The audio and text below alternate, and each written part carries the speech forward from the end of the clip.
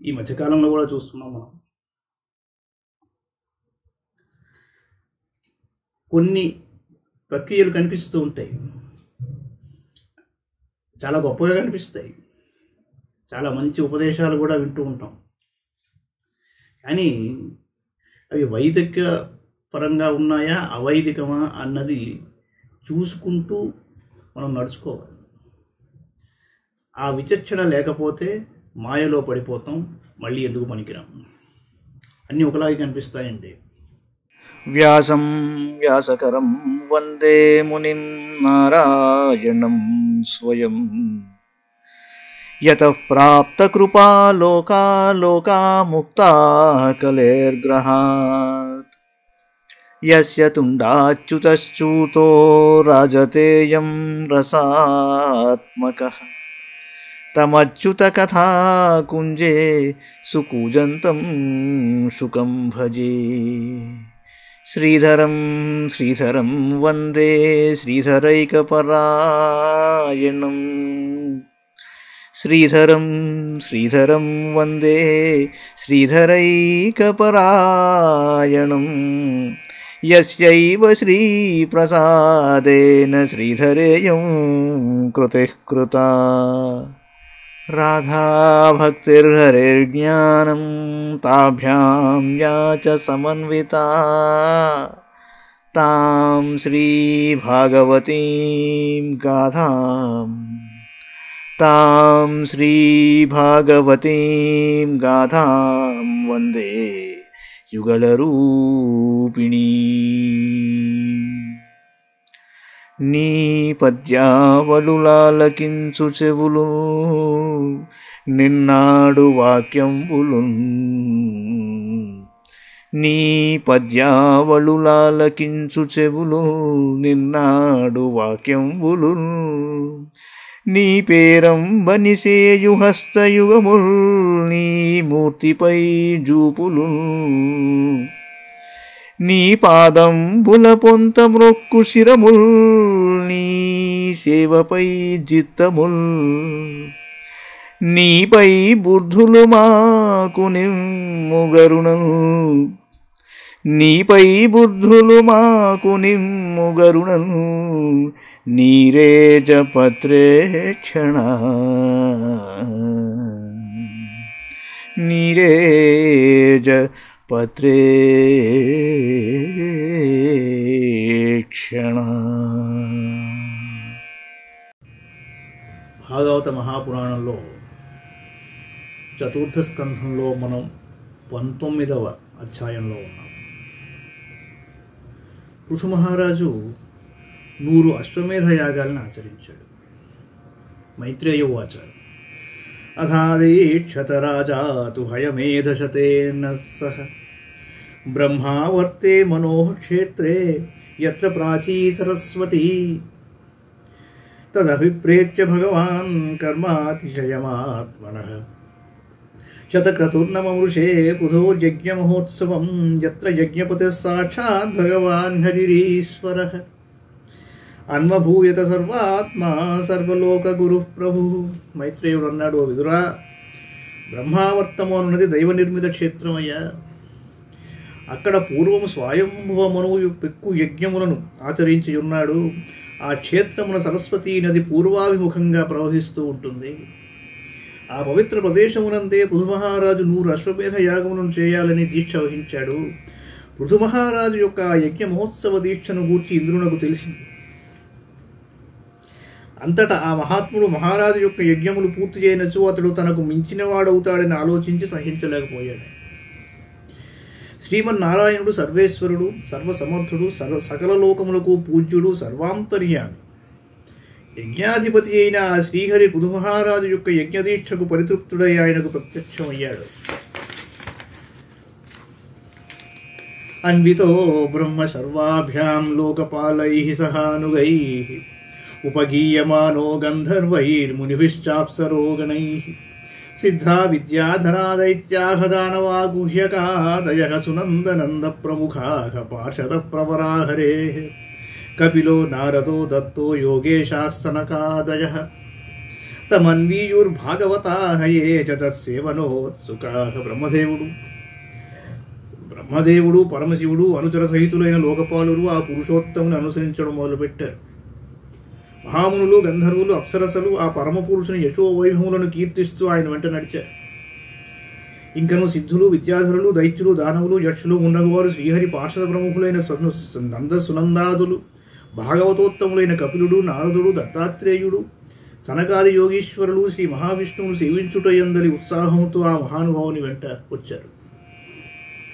యత్ర ధర్మదుఘా భూమి సర్వకామదుఘా సతీ దౌగ్ధిస్మాభీప్సితానర్థాన్ యజమానస్య భారత. ఊహుః సర్వరసాం దత్యక్షీరదధ్యన్న గోరసాన్ తరవో భూరివర్ష్మాణః ప్రాసూయం తమధుచ్యుతః. సింధవో రత్ననికరాన్ గిరయోన్నం చతుర్విధం ఉపాయనముపాజహృః సర్వే లోకాః సపాలకాః. ఇది సాధోక్షజేషస్య పృథోస్తు పరమోదయం అసూయన్ భగవానింద్రప్రతిఘాతమచీకరత్.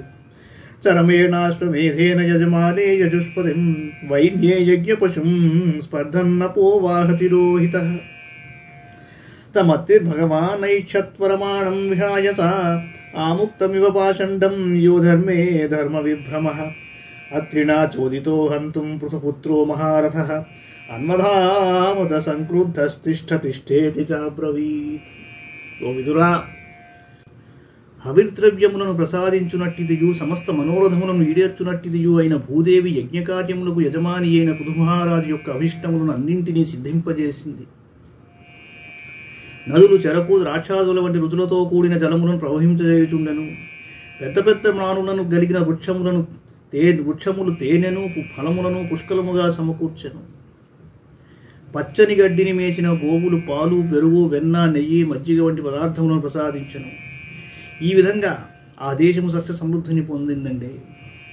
సముద్రములు వివిధములకు రత్నములను, పర్వతములు, భక్ష్య భోజ్య జోష్య లేషములను 4 విధముల ఆహారములను అందించారు. ప్రజలు, ప్రజాపాలకులు అందరూ అనేక విధములకు కానుకలను సమర్పించారు. ఇది చాధోక్షజేషస్య పృథోస్తు పరమోదయం అసూయన్ భగవానింద్రప్రతిఘాతమచీకరత్. చరమేణాశ్వమేధేన యజమానే యజుష్పతిం వైన్యే యజ్ఞపశుం స్పర్ధన్నపోవాహతిరోహితః. తమత్తిర్భగవానైక్షత్వరమాణం విహాయ సా ఆముక్తమివ పాషండం యో ధర్మే ధర్మ విభ్రమః.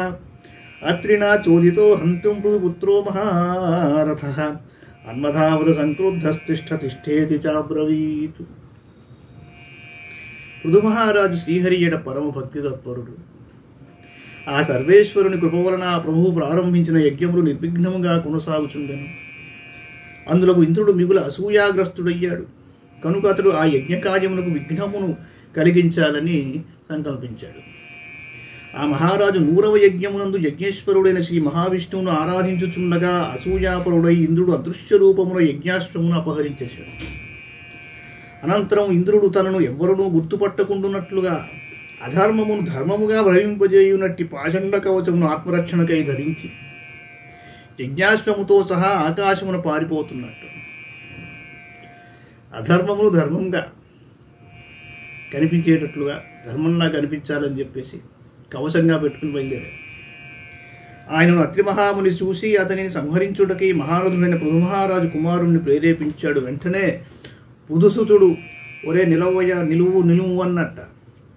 తం తాదృశాకృతిం వీక్షమేనే ధర్మం శరీరిణం జటిలం భస్మన్నాచ్ఛన్నం తస్మై బాణం నముంచతి. వధాన్నివృత్తం తం భూయో హంతవే త్రిరచోదయత్. జహి యజ్ఞహరం తాత మహేంద్రం విబుధాధవం. ఆ సమయమున ఇంద్రుడు తన శరీరం నిండా భస్మం పూసుకున్నాడు. శిరస్సును జటాజూటము కలిగి ఉన్నాడు. ఆ రూపమును చూసి పృథుని తనయుడు అతని ధర్మమూర్తిగా భావించి అతనిపై బాణం వేయలేదు. బాణమును వేయక మరలి వచ్చిన పృథుని కుమారుని చూసి అత్రి మహర్షి, నాయనా అదుగో యజ్ఞాశ్వమును దొంగిలించుకొని పోతున్నవాడు ఇంద్రుడు, ఆ సురాధముని సంహరింపుమని అతనిని గట్టిగా ప్రోత్సహించాడు. మళ్ళీ ఏవం వైన్యసుత ప్రోక్తస్వరమాణం విహాయ సా అన్వద్రవదభిక్రుద్ధో రావణం గృధరాడివ. అత్రి మహర్షిలా ప్రోత్సహించిన పిమ్మట పృథుతనయుడు మిగుల క్రుద్ధుడయ్యాడు. ఆకాశమును అతివేగముగా పారిపోతున్న ఇంద్రుని జటాయువు రావణుని వలె వెంటాడట. సోష్వం రూపం తద్ధిత్వా తస్మా అంతర్హితస్వరాట్ వీరస్వ పశుమాదాయ పితుర్యజ్ఞముపేయివాన్. ఇంద్రుడు తనను తరుముకుని వచ్చుచున్న పృథుకుమారుని చూసి వెంటనే అశ్వమును తన మారువేషమును వీడి అంతర్హితుడయ్యాడు. వీరుడైన పృథుతనయుడు ఆ యజ్ఞాశ్వమును తీసుకుని తన తండ్రి యొక్క యజ్ఞశాలకు చేరాట. తత్తస్య చాద్భుతం కర్మ విచక్ష పరమర్శయ నామధేయం దదుస్తస్మై విజితాశ్వైతి ప్రభో ఉపసృజ్యతమస్తీవ్రం జహారాశ్వం పునర్హరి చశాలయూపతచ్ఛన్నో హిరణ్యరచనం విభుల శక్తిమంతుడు అయిన విదుర, పృథుపుత్రుని యొక్క ఈ అద్భుత కార్యమును అతని పరాక్రమమును చూసిన మహర్షులు అతనికి విజితాశ్వుడు అని పేరు పెట్టేశారు. తీసుకొని రావడం యజ్ఞాశ్వము యూపస్తంభమునకు పైభాగము నుండి దారు కడియమునకు బంగారు గొలుసుతో కట్టివేయబడి ఉన్నది. అంతటా మాయావి అయిన ఇంద్రుడు యజ్ఞశాల ప్రదేశంలో దట్టమైన చీకటిని వ్యాపింపజేశాడు. ఎవరికి తెలియకుండా ఆ చీకటిలో మసలుచు అతడు యజ్ఞాశ్వమును బంగారు గొలుసుతో సహా అపహరించుకుని వెళ్ళిపోయాడు. అత్రిస్సం దర్శయామాస త్వరమాణం విహాయ సాకపాల ఖట్వాంగధరం వీరో నైనమబాధత అత్రినా చోదితస్తస్మై సందధే విశిఖం దృశా సోష్వం రూపం తద్ధిత్వా తస్థౌ అంతర్హితస్వరాట్. ఇంద్రుడు ఆకాశ మార్గమున త్వరగా పరుగెత్తుచుండగా అత్రి మహర్షి గమనించి మరలా అతనిని విజితాశ్వనకు చూపాడు. కపాలమును ఖట్వాంగమును ధరించి ఉండొచ్చే అతనిని పరమశివునిగా భావించి పృథుపుత్రుడు అతన్ని బాధించలేదుట.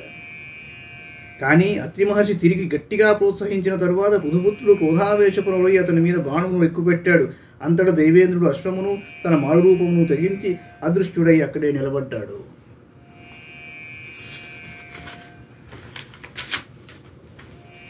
వీరశ్చాశ్వముపాదాయ పితుర్యజ్ఞమధావ్రచత్ తదవత్యం హరే రూపం జగృహుర్జ్ఞాన దుర్బలాః యాని రూపాణి జగృహే ఇంద్రో హయజిహీర్షయా తాని పాపస్య ఖండాని లింగం ఖండమిహోచ్యతే ఏవమింద్రే హరత్యశ్వం వైన్యయజ్ఞజిహాంసయా తద్గృహీత విసృష్టేషు పాషండేషు మతినృణాం ధర్మ ఇత్యుపధర్మేషు నగ్నరక్తపటాదిషు ప్రాణేణ సజ్జతే భ్రాంత్యా పేషలేషు చ వాగ్మిషు. మహావీరుడైన విజితాశ్వుడు ఆ యజ్ఞాశ్వమును తీసుకొని తండ్రి యొక్క యజ్ఞశాలకు చేరారు. అప్పటి నుండి మందబుద్ధులు ఇంద్రుని యొక్క ఆ పాషండ వేషమును గ్రహింపసాగారు. ఇంద్రుడు యజ్ఞాశ్వమును హరించుటకై ధరించిన రూపములన్నీను పాపములకు చిహ్నములవుట వలన అట్టి వారిని పాఖండులు అని పేర్కొనడం జరిగింది. పృథుమహారాజు యొక్క యజ్ఞమును విధ్వంసమునర్పదలచి ఇంద్రుడు యజ్ఞాశ్వమును అపహరించున్నప్పుడు తీసివేసిన వేషమును అన్నింటినీ పాషండులు స్వీకరిస్తూ ఉంటారు. వారు నగ్నముగా మసలుకొనుచుందురు, ఎరుపు రంగు వస్త్రమును ధరిస్తూ ఉంటారు, కపాలమును చేబూనియుందురు. ఈ పాషండ మతములు మానవుల బుద్ధులను మోహితమునర్చుచుండును. ఈ మతములు అవైదికములు, అనగా వేద ప్రమాణమును అంగీకరింపవు. ఇవి చూచుటకు మృదువుగా ఆకర్షణీయంగా యుక్తియుక్తముగా కనపట్టు. వైదిక ధర్మములకు విరుద్ధములైన ఈ మతములను ధర్మములుగా భావించి జనులు వాటి యందు ఆసక్తులవుతూ ఉంటారు అని చెప్తున్నాడు. ఏవమింద్రే హరత్యశ్వం వైన్యయజ్ఞజిహాంసయా తద్గృహీత విసృష్టేషు పాషండేషు మతినృణాం ధర్మ ఇత్యుపధర్మేషు నగ్నరక్తపటాదిషు ప్రాయేణ సజ్జతే భ్రాంత్యా పేషలేషు చ వాగ్మిషు తదవిజ్ఞాయ భగవాన్ పరాక్రమః ఇంద్రాయ కుపితో బాణమాధత్తోత్యతకార్ముకః. అద్వితీయ పరాక్రమశాలి అయిన పృథుమహారాజునకు ఇంద్రుడు యజ్ఞ విధ్వంసమునకై చేసిన అకృత్యములు అన్నీ తెలిసి వచ్చాయి. అంతటా అతడు మిగుల క్రుద్ధుడై ఇంద్రుని సంహరించుటకై ధనుస్సునందు బాణము ఎక్కుపెట్టాడు. ఈ మధ్యకాలంలో కూడా చూస్తున్నాం మనం. కొన్ని ప్రక్రియలు కనిపిస్తూ ఉంటాయి, చాలా గొప్పగా కనిపిస్తాయి, చాలా మంచి ఉపదేశాలు కూడా వింటూ ఉంటాం. కానీ అవి వైదిక పరంగా ఉన్నాయా అవైదికమా అన్నది చూసుకుంటూ మనం నడుచుకోవాలి. ఆ విచక్షణ లేకపోతే మాయలో పడిపోతాం, మళ్ళీ ఎందుకు పనికిరాం. అన్నీ ఒకలాగే కనిపిస్తాయండి. తమృత్విజశ్చక్రవధాభిసంధితం విచక్ష దుష్ప్రేక్ష్యమసహ్యరం హసం నివారయామాసురహో మహామతే నయుజ్యతే త్రాణ్యవధ ప్రచోదితాత్. ఆ సమయమున క్రోధావేశపరుడయ్యున్న ఆ మహారాజును తేరిపారజూచుటకు ఎవ్వరికి శక్యము కాకుండాను. సాటి లేని బలపరాక్రమములు గల ఆ మహారాజు ఇంద్రుని వధించుటకు ఉద్యుక్తుడై ఉన్నట్లు అత్రిమున్నగు ఋత్విజులు గ్రహించారు. వారు ఆయనను ఆ ప్రయత్నం నుండి నివారిస్తూ ఇలా అన్నారు: మహారాజా, నీవు మిగుల బుద్ధిశాలివి. నీవు యజ్ఞదీక్షలో ఉన్నావు. దీక్షలో ఉన్నవారు శాస్త్రోక్తముగా యజ్ఞపశువును తప్ప ఇతర ప్రాణిని వధించుడు యుక్తము కాదు అన్నారు. వయం మరుత్వంతమిహార్థనాశనం వయామహే త్వచ్ఛ్రవసాహతత్విషం అయాతయామోపహవైరనంతరం ప్రసహ్య రాజన్ జుహువామతే హితం. ఈ యజ్ఞకార్యములకు విఘ్నము కలిగించుటకు పూనుకుని నీ శత్రువు ఇంద్రుడు అసూయాగ్రస్తుడైనాడయ్యా. అంతేకాదు, విస్తృతమైన నీ కీర్తి చేత ప్రస్తుతం అతడు తేజోవిహీనుడై ఉన్నాడు. మేము అమోఘమైన ఆవాహన మంత్రముల ద్వారా అతన్ని ఇక్కడికి రప్పిస్తాము. నీకు కీడు తలపెట్టిన ఇంద్రుని మా మంత్ర ప్రభావం చే అగ్నికి ఆహుతి చేసేస్తాము.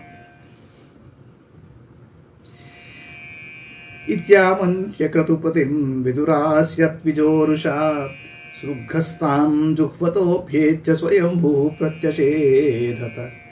నవధ్యో భవతామింద్రో యజ్ఞో భగవత్తనుః యం జిఘాంసధ యజ్ఞేన యస్యేష్టాస్తనవస్సురాః తదిదం పశ్యత మహద్ధర్మ వ్యతికరం ద్విజాః ఇంద్రేణానుష్ఠితం రాజ్ఞః కర్మైతద్విజిఘాంసత.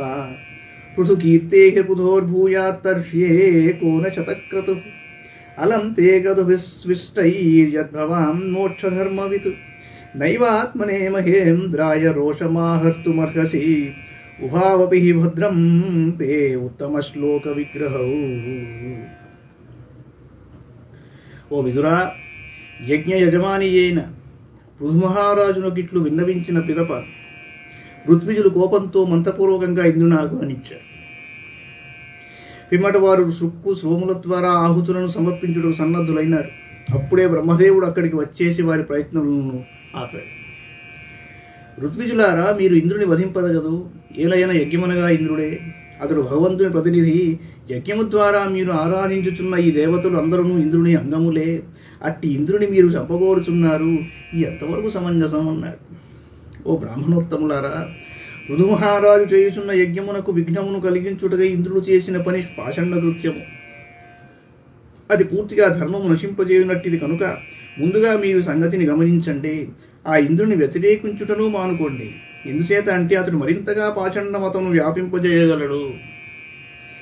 తద్వారా అధర్మము యొక్క ప్రచారము పెరిగిపోతుంది. ఎనలేని కీర్తి ప్రతిష్టలు గల పృథుమహారాజు చేసిన యజ్ఞములు 99 అయ్యాక అవి చాలండి అని పలికి పిమ్మట బ్రహ్మదేవుడు పృథుమహారాజుతో ఇలా అన్నాడు: రాజా, నీవు మోక్షధర్మములను బాగా ఎరిగిన వాడవు. నీకు ఇంద్ర పదవి యొక్క అవసరం లేనే లేదు కనుక నీవు యజ్ఞములను చేయవలసిన అవసరం ఏమున్నది అన్నాడు.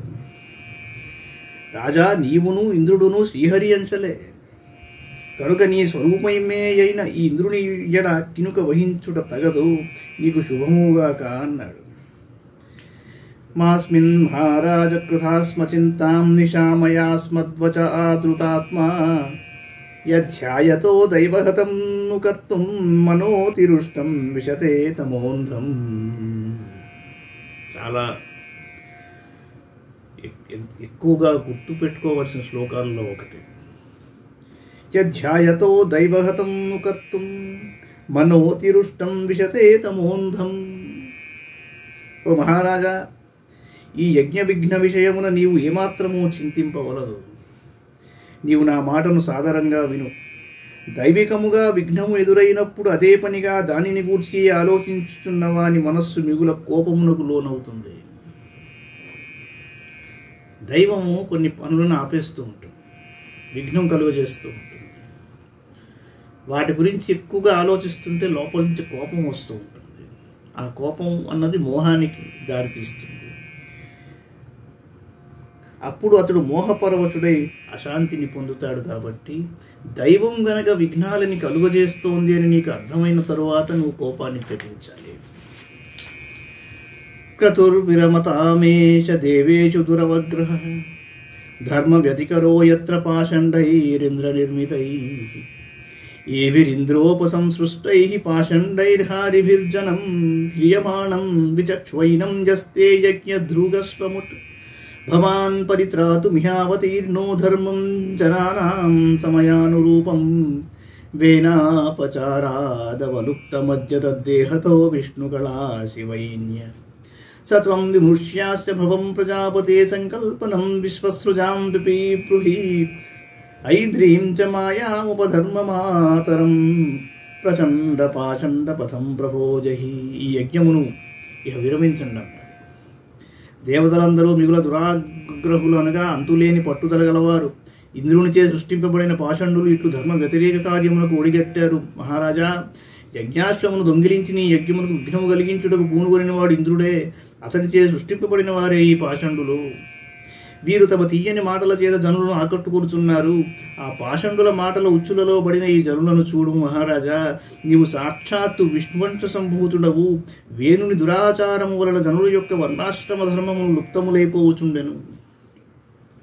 సమయానుకూలంగా ధర్మమును పరిరక్షించుటకై నీవు వేణుని శరీరము నుండి ఉద్భవించావయ్యా.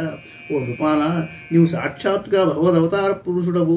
ధర్మ పరిరక్షణకై అవతరించినట్టు నీవు ఈ నీ లక్ష్యమును గూర్చి బాగా ఆలోచించు. భృగువు మొదలగు ప్రజాపతుల యొక్క సత్సంకల్పమును నెరవేర్పుము. ప్రబలమైన ఈ పాషండ మార్గము ఇంద్రుని యొక్క మాయ వలన ఏర్పడినదే.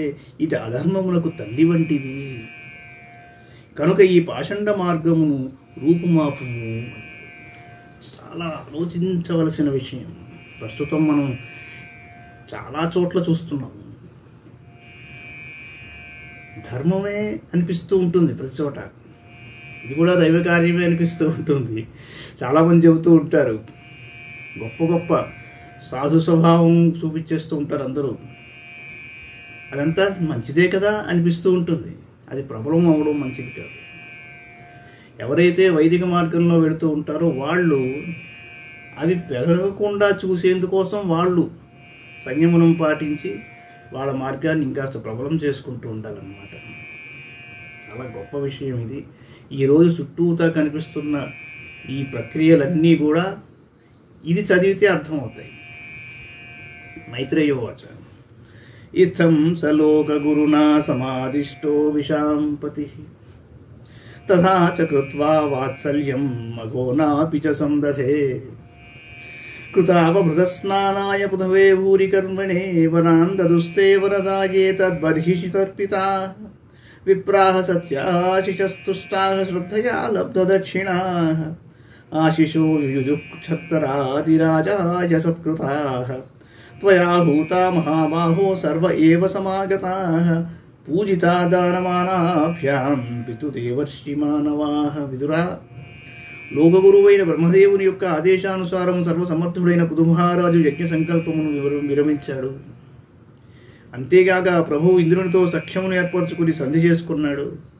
నిరుపమానమైన యజ్ఞమును నిర్వహించిన పిదప పృథుమహారాజు అవభృత స్నానమును ఆచరించాడు. అతని ద్వారా ఆయా యజ్ఞముల యందు హవిస్సులను అందుకుని పరితృప్తులైన దేవతలు ఆయనకు పెక్కు వరములను ప్రసాదించారు. విదురా, నరేంద్రులలో ప్రముఖుడైన పృథుమహారాజు మిగుల భక్తి శ్రద్ధలతో బ్రాహ్మణోత్తములకు భూరి దక్షిణలను సంగాడు.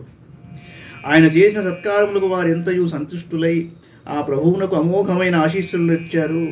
ఆ సందర్భమున ఆ విప్రవరులు మహారాజుతో ఇలా అన్నారు: ప్రతాపశాలి అయిన ప్రభు, పితృదేవతలు, దేవతలు, ఋషులు, మానవులు మొదలగు వారు పెక్కుమందిని ఆహ్వానమును అందుకుని యజ్ఞమునకు విచ్చేశారు. వారిని అందరినీ చక్కగా పూజించి దానములతో బహుములతో సత్కరించావు. నీకు శుభముగాక అన్నారు. ఇది శ్రీమద్భాగవతే మహాపురాణే పారమహంస్యాం సంహితాయాం చతుర్థస్కంధే ఏకోనవింశోధ్యాయః. మంగళం భగవాన్ విష్ణుః మంగళం గరుడధ్వజః మంగళం పుండరీకాక్షో మంగళాయ తనో హరిః. సర్వం శ్రీకృష్ణార్పణమస్తు. ఈ మధ్యకాలంలో కూడా చూస్తున్నాం మనం కొన్ని ప్రక్రియలు కనిపిస్తూ ఉంటాయి. చాలా గొప్పగా కనిపిస్తాయి. చాలా మంచి ఉపదేశాలు కూడా వింటూ ఉంటాం. కానీ అవి వైదిక పరంగా ఉన్నాయా అవైదికమా అన్నది చూసుకుంటూ మనం నడుచుకోవాలి. ఆ విచక్షణ లేకపోతే మాయలో పడిపోతాం. మళ్ళీ ఎందుకు పనికిరాం. అన్నీ ఒకలాగే కనిపిస్తాయండి.